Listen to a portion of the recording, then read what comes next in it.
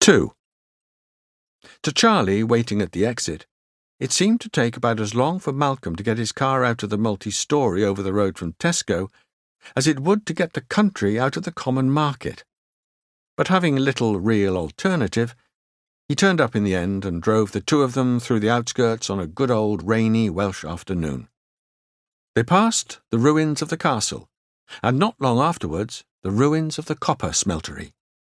Here and there were conical knolls covered with grass and even supporting bushes or young trees, the overgrown spoil heaps of long-vanished collieries.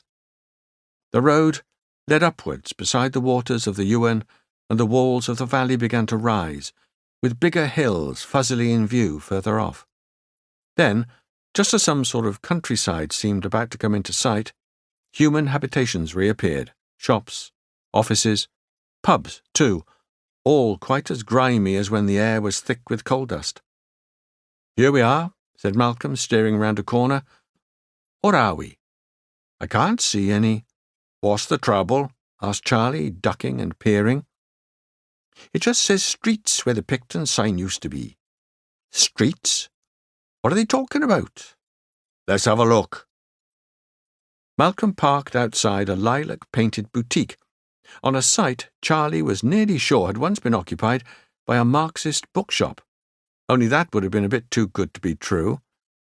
Everywhere else was apparently selling either electronic equipment or large steak witches and jacket potatoes with cheese and onion topping. A man's voice crying the Evening Post might have been from another world.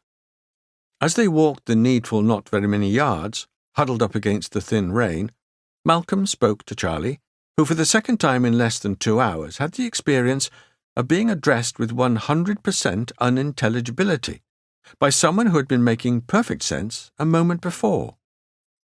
"I'm sorry, Malcolm. I must be going round the bend. I couldn't follow a single word of that.